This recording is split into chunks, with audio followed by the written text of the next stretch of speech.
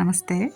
తిరుపై వ్రతాన్ని చేస్తూ పాసురాలు వింటున్నారు కదా. నేను ఒక లాంగ్ వీడియో అప్లోడ్ చేశానండి, బాగానే చూస్తున్నారు.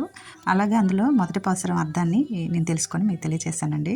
ఇప్పుడు రెండవ పాసురం అండి. అర్థం ఏంటంటే, గోదాదేవి ఇలా ఉంటుందండి: స్వామి, మేము పాలకడలలో పవలించే మీ పాదాలని కొలుసుకుంటాం.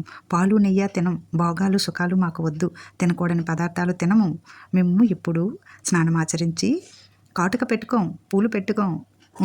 ఎందుకు పెట్టుకోము అంటుంది స్వామి దగ్గర. ఎందుకంటేను మీరు లేరు కదా, మీరు లేరు కాబట్టి మాకు అవేమీ వద్దు స్వామి, మీరు ఉంటే ఇవన్నీ మేము ధరిస్తాం అంటూ అనే అర్థాన్ని ఇస్తూ ఈ రెండవ పాసురాన్ని అమ్మ పాడిందండి. అలాగే మూడవ పాసురం అర్థం అండి చెప్తున్నాను. నేను ఇక్కడ స్వామిని ఇలాగా అలంకరించి, సింపుల్గా అలంకరించి దీపారాధన చేసుకుంటున్నానండి. మీరు కూడా తప్పక చేయండి. అలాగే మూడవ పాసురం అర్థం ఏంటంటే, ఈ పాసురము విశేషమైన పాసురం అండి. దీన్ని మీకు లాంగ్ వీడియోలో చెప్పినట్టు 2 సార్లు చదవాలండి.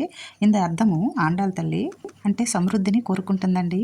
హే భగవంతుడా, నీవు వామనావతారంలో చిన్న వటుడిగా వచ్చి పెద్ద త్రివిక్రముడిగా ఎదిగిపోయావు. క్షణాల్లో బలిచక్రవర్తికి దాన జలము పడుతూ పెరిగిపోయావు. అలాగే మా వరి చేనులు కూడా అలా సమృద్ధిగా పెరగాలి స్వామి. పెరిగి లోకాలను కొలిచి ఉత్తముని యొక్క పేరును తలిచి పాడండి అంటూ వాటితోటి గోపికలతో చెబుతూ ఉందండి. దాని అర్థం ఇదేనండి. అంతేనండి. ఇలా స్వామిని కొలుచుకుంటుంది గోదామాత. ఇక్కడ ఏంటంటే 4వ పాసురం 5వ పాసురం నెక్స్ట్ వీడియోలో చెప్పుకుందామండి. అలాగే ఇక్కడ నేను సూర్యభగవాన్ని ప్రార్థిస్తున్నాను. మా అందరికీ ఆరోగ్యం స్వామి అంటూ ప్రొద్దుట చక్కగా స్వామిని చిన్న పాత్రలో నీరు నింపుకొని ఒక పుష్పంతో స్వామికి ఆర్కిమిస్తే అంతే ఎంతో మనకి ఆరోగ్యాన్ని ప్రసాదించేస్తారండి స్వామి.